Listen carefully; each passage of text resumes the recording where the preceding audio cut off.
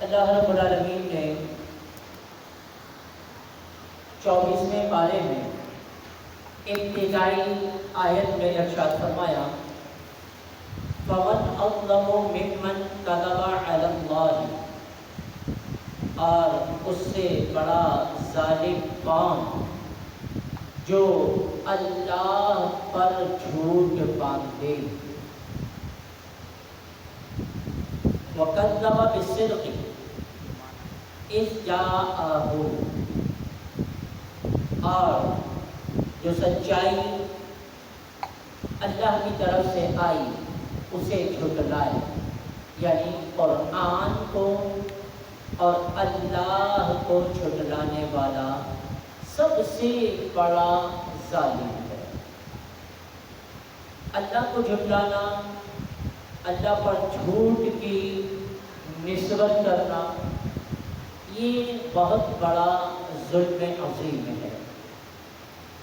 اللہ رب العالمین نے جن احکامات کو نازل کیا، حکم فرمایا، اس کو مانا جائے، اور جس کا حکم نہیں فرمایا اس کو بلا وجہ میں اللہ کی طرف منسوب کرنا، قرآن کی طرف منسوب کرنا، احادیث کی طرف منسوب کرنا، کہا یہ ایک مسلمان کو زیب نہیں دیتا۔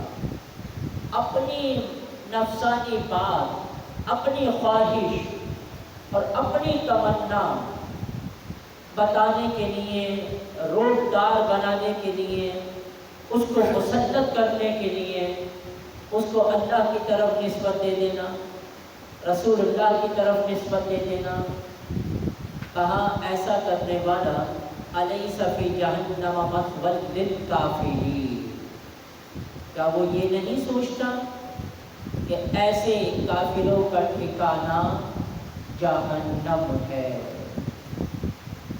اور فرمایا والذی جاء بالصدق، اور وہ جو سچائی لے کر آئے، وصدق بہ، اور جس نے سب سے پہلے ان کی تصدیق کی۔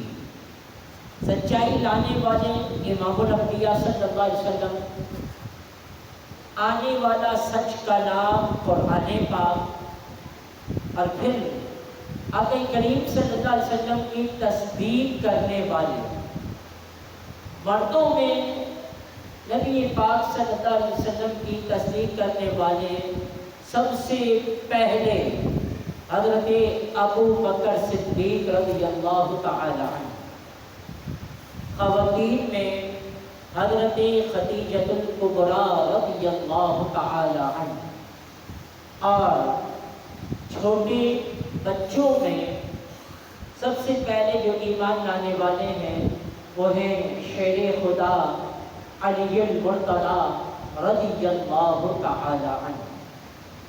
تو اس میں واضح طور پر فرمایا گیا کہ جو سچ کلام لائے اور جس نے سچ کلام کی تصدیق کی، اولئک هم المتقون، یہی سب سے بڑے متقی ہیں، کیونکہ سب سے پہلے انہوں نے امام الانبیاء سے اپنا تعلق اور رابطہ قائم کیا۔ تو سب سے بڑا تقویٰ، سب سے زیادہ پرہیزگاری اور سب سے زیادہ ایمان کی کاملیت اسے ہی نصیب ہوتی ہے جس کا جتنا زیادہ تعلق اپنے نبی سے ہو، جس کا زیادہ محبت اور عشق کا تعلق اپنے نبی سے جتنا زیادہ ہوگا، اتنا ہی وہ متقی اور پرہیزگار زیادہ کہلائے گا۔ گویا کہ امام الانبیاء علیہ السلام سے رابطہ اور تعلق اور حضور علیہ السلام سے وفاداری، یہ ایمان کامل ہونے کی علامت اور نشانی قرار دی جا رہی ہے۔ اور فرمایا جو ایسا کرے گا ذالک جزاء المحسنین، اللہ عز و جل پھر ایسے کرنے والوں کو بہترین جزا بھی عطا فرماتا ہے۔ یہ بات بیان کرنے کے بعد پالنہار پروردگار عز و جل نے اپنی رحمت کی طرف لوگوں کی توجہ دلا دی۔ فرمایا معاملہ کچھ بھی ہو، حالات جیسے بھی ہوں، لا تقنطوا من رحمت اللہ، اللہ کی رحمت سے کبھی مایوسی اختیار مت کرنا۔ ان اللہ یغفر الذنوب جمیعا، اللہ سارے گناہوں کو معاف فرما دیتا ہے۔ کیوں؟ انہ هو الغفور الرحیم، کہ بے شک وہی تو بخشنے والا مہربان ہے۔ انسان دنیاوی معاملات میں الجھ کر، دنیا کی پریشانیوں میں آ کر، کیونکہ دنیا تو ہے ہی دھوکے کی، غرض کی، بے وفا اور ختم ہو جانے والی چیز، اس میں دل لگانا کسی عقل مند کا شیوا نہیں ہے۔ ہر عقل مند شخص سمجھتا ہے کہ یہ دنیا اور دنیا کا مال ایک دن ختم ہو جانا ہے، ایک دن دنیا کو چھوڑنا ہے۔ یہ دنیا مسافر خانے کی طرح ہے، مسافر خانے میں کبھی دل نہیں لگایا جاتا، اسٹاپوں پر، اسٹیشنوں پر، ایئرپورٹوں پر کبھی دل نہیں لگایا جاتا، عارضی طور پر وقت گزارا جاتا ہے نا، نہ جانے کب مسافر خانے سے جانا پڑ جائے، اسٹاپ ٹرین ایئرپورٹ سے نہ جانے کب روانگی ہو جائے۔ تو فرمایا مسلمان کو ہوتا ہے کہ جس کو اس دنیا کی بھی یہی فکر ہوتی ہے کہ یہ دنیا نہ جانے کب چھوڑنی پڑ جائے۔ مسلمان کبھی بھی دنیا میں دل نہیں لگاتا، کیونکہ اس کو پتہ ہے کہ میری منزل تو رب کی رحمت کو حاصل کر کے جنت میں جانا ہے، منزل مقصود مسلمان کی جنت ہے۔ تو فرمایا ہر حال میں اللہ کی رحمت کی ٹکٹکی باندھ کے رکھو، اپنی آس، اپنی امیدیں اللہ کی رحمت کے ساتھ وابستہ رکھو۔ دنیا والوں کے ساتھ، دنیا داروں کے ساتھ امیدیں لگاؤ گے نا، تو جس طرح دنیا ختم ہونے والی ہے، یہ دنیا دار بھی تمہاری امیدوں میں پانی پھیرتے ہیں، تمہاری آس، تمہاری تمنائیں دھری کی دھری رہ جائے گی۔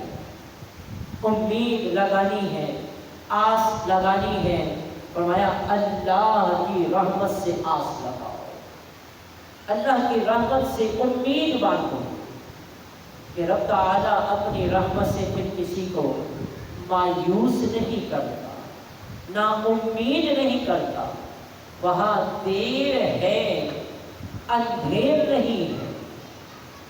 بندہ دنیا کے پیچھے لگا رہتا ہے، پھر اس کے ہاتھ نہ دنیا آتی ہے اور دنیا کی وجہ سے آخرت بھی تباہ اور برباد کر دیتا ہے، اللہ کی رحمت سے کوسوں دور نکل جاتا ہے، رب کی عبادت، رب کے ذکر سے یکسر غافل ہو جاتا ہے۔ اللہ تبارک و تعالی پھر بھی اپنی رحمت کی طرف پھر بھی بلاتا ہے کہ اے شخص، تو دنیا کے مال کی خاطر، دنیا کی لذتوں کو حاصل کرنے کی خاطر تو جتنا چاہے نکل جا، لیکن میری رحمت تیرے پیچھے ہے۔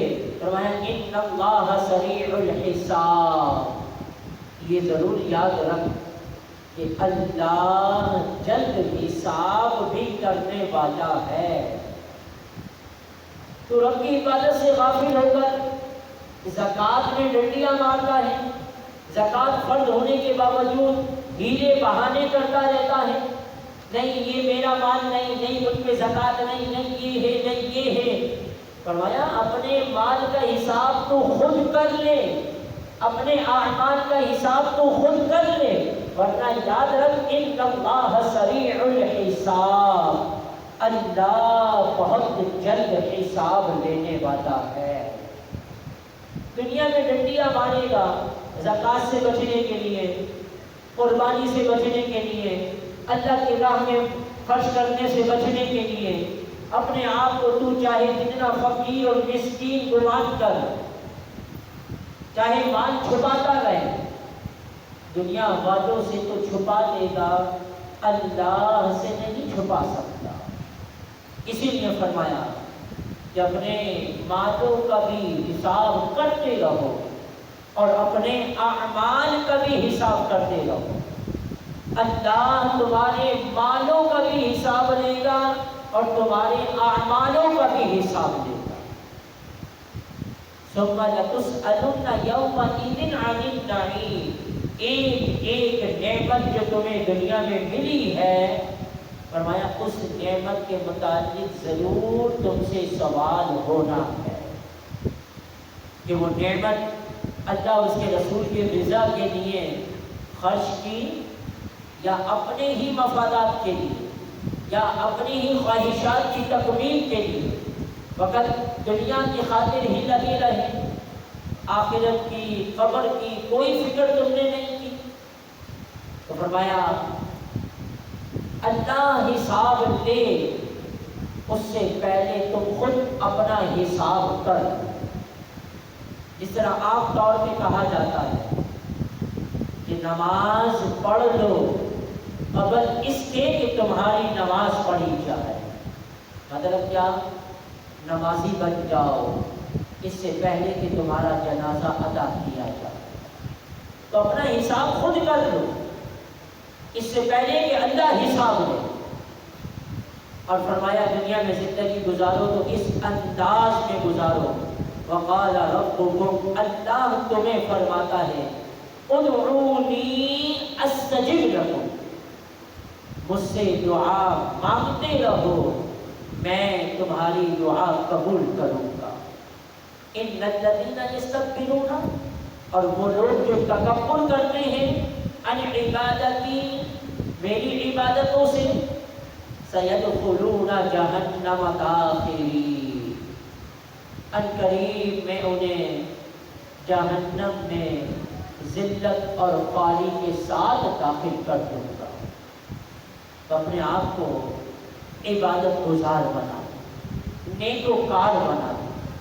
اب دنیا میں بڑے عہدے حاصل کر لیں، ڈاکٹر بنے، انجینئر بنے، جو چاہے حاصل کرے، لیکن فرمایا ایک مسلمان کو کم از کم نیکوکار ضرور ہونا چاہیے، پرہیزگار ضرور ہونا چاہیے۔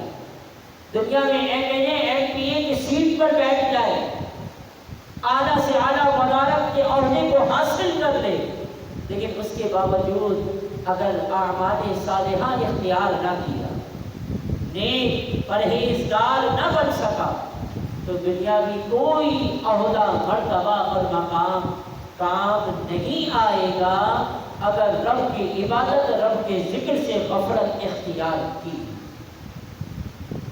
کہیں جہنم میں داخلہ نہ ہو جائے۔ ہم غور کریں، 5 وقت مسجد میں نماز ادا کرنا ہم پر لازم ہے۔ اتنی عمر ہو جانے کے باوجود بھی اگر ہم اب تک 5 وقت نماز با جماعت پڑھنے کے عادی نہ بن سکے، ہمارے گھر والے 5 وقت کی نماز ادا نہ کر سکے، تو ایسا نہیں ہے کہ ان کی بات ان سے کی جائے گی۔ ہم گھر کے سربراہ ہیں، سرپرست ہیں، ہماری کفالت میں، ہماری ولایت میں لوگ ہیں، تو ہم سے ہمارے ماتحتوں کے متعلق بھی سوال ہونا ہے۔ ہمیں خود بھی نیک بننا ہے، انہیں بھی نیک بنانا ہے۔ تو یہ رمضان کا مہینہ جو 30 دن کا آتا ہے، یہ گویا کہ ایک پریکٹس کروائی جا رہی ہوتی ہے کہ 30 دنوں میں نمازوں کے عادی بن جاؤ، تلاوت کے عادی بن جاؤ، درود پاک کے عادی بن جاؤ، ذکر و اذکار کے عادی بن جاؤ، روزوں کے عادی بن جاؤ، تاکہ پورے پھر 11 مہینے تمہاری یہی عادات رہیں۔ اور اگر اس مہینے میں بھی ہمارا دل عبادت کی طرف نہیں لگ پاتا، ذکر و اذکار کی طرف، تلاوت قرآن کی طرف نہیں لگ پاتا، تو ہمیں سوچنا چاہیے، کم نہیں زیادہ سوچنا چاہیے، اور یہ حدیث پاک ذہن میں رکھنی چاہیے۔ اور رمضان کا مہینہ پائے، اپنی مغفرت نہ کرائیں، رمضان پائے نیکوکار نہ بن جائے تو فرمایا ایسا شخص ہلاک و برباد ہو جائے۔ ہم غور کریں، احتساب کریں، تو یہ قرآن کا فیض اور قرآن کا نور ہمارے دل کی صفائی کی طرف ہماری توجہ دلا رہا ہے کہ ہم اپنے دل کو بدلیں۔ اب تک ہمارا دل دنیاوی معاملات میں، دنیا کے حصول میں، دنیا کی لذتوں میں گھرا ہوا ہے، جکڑا ہوا ہے۔ ہم اپنے دل کو اللہ کی رحمت کی طرف، اللہ کی عبادت کی طرف، اللہ کے ذکر کی طرف مائل کریں۔ جبھی تو آپ دیکھیں کہ رمضان ہی میں خاص عبادتوں کی طرف رغبت دلاتے ہوئے امام الانبیاء علیہ السلام نے خاص رمضان کے آخری 10 دنوں میں خاص ترغیبات ارشاد فرمائی۔ حضرت انس بن مالک فرماتے ہیں حضور علیہ السلام نے جو اپنی ظاہری عمر مبارک کے آخری 10 سال مدینہ مبارک میں گزارے، فرماتے پورے 10 سال رمضان المبارک کے آخر کے 10 دن کا اعتکاف مسجد میں فرمایا۔ امام الانبیاء کو اتنی عبادات کی کیا ضرورت تھی؟ وہ تو اللہ کی طرف سے جنت کے ٹکٹ عطا فرمانے والے ہیں، وہ کس لیے؟ ہماری تعلیم کے لیے کہ تم روزے رکھ کر فقط نمازیں ادا کر کے اپنے آپ کو کامل مت تصور کرو۔ رمضان جب تک ہے تم عبادتوں کی طرف مائل رہو۔ اور یہی بات ہے کہ مسلم شریف کی روایت میں فرمایا گیا جس نے رمضان کے آخر کے 10 دن کا اعتکاف کیا، اللہ 2 حج اور 2 عمروں کا ثواب اسے عطا فرمائے گا۔ یہ رغبت ترغیبات ہمیں نیکیوں کی طرف مائل کرنے کے لیے کی گئی کہ آخر کے 10 دن بھی کہیں تم شاپنگوں میں، مارکیٹوں میں مت گزار دینا، عید کی تیاریوں میں مت گزار دینا۔ آخر کے 10 دنوں میں جو تاک راتیں آتی ہیں، ان تاک راتوں میں خاص اور عبادتوں کی طرف مائل ہو، اعتکاف کرو اور زیادہ ذکر و اذکار کی طرف مائل ہو۔ شب قدر کو تلاش کرنا یہی آخر کے ایام میں تو فرمایا گیا ہے نا۔ لیکن ہمیں ہمارا نفس خاص آخر کے 10 دنوں میں مارکیٹوں کی زینت، شاپنگوں کی زینت اور عید کی تیاریوں کی زینت میں لگا دیتا ہے۔ تو ہمیں ان آنے والے آخر کے 10 ایام کو اپنی زندگی کے لیے یوں سمجھیں کہ غنیمت جاننا چاہیے۔ مجھے نہیں پتا کہ آئندہ سال رمضان نصیب ہوگا یا نہیں، آئندہ سال آخر کے 10 دن اور تاک راتیں ملے گی نہیں ملے گی۔ تو یہ جو آنے والی تاک راتیں ہیں، آخر کے 10 دن ہیں، خاص ہم اپنے آپ کو اور تیار کریں۔ اب تو منزل مقصود قریب آ رہی ہے۔ انسان ریس میں گھوڑا دوڑاتا ہے نا، جب منزل آنے لگتی ہے تو اور تیز گھوڑے کو دوڑایا جاتا ہے تاکہ منزل پر جلد از جلد پہنچ جایا جائے۔ تو ہم 20 دن سے اپنی مغفرت کی طرف دوڑ رہے تھے، اللہ کی رحمت کی طرف دوڑ رہے تھے، نمازیں ادا کر کے، روزے ادا کر کے، تلاوتیں کر کے، ذکر و اذکار کر کے، درود و سلام پڑھ کے۔ تو اب ایسا نہیں ہے کہ اب 10 دن رہ گئے ہیں تو ہم سست پڑ جائیں، عید کی تیاریوں میں لگ جائیں، شاپنگوں میں اور مارکیٹوں کی زینت بن کر رہ جائیں۔ اب تو اور منزل قریب ہے، چاند رات قریب ہے، شب قدر قریب ہے، اللہ سے مغفرت اور زیادہ حاصل کرنے کے ذرائع ہمارے قریب سے قریب آ رہے ہیں۔ ہمیں سستی نہیں کرنی، ہمیں یہ ایام غفلت میں نہیں گزارنا۔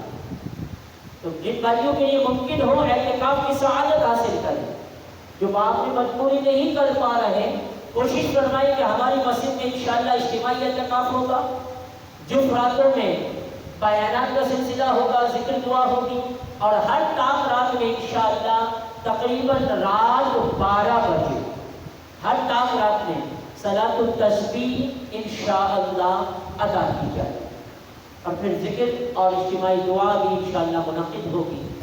آپ سے گزارش ہے کہ اعتکاف کے ساتھ حاصل کریں. کوئی مجبوری ہے نہیں اعتکاف کر پاتے تو کم از کم جتنا زیادہ سے زیادہ ہو سکے اپنا وقت ضرور یہاں پر مسجد میں گزاریں. اللہ رب العالمین ہمیں ان باتوں میں غور و فکر کی توفیق عطا فرمائیں. آمین بجاہ النبی الامین صلی اللہ علیہ وسلم.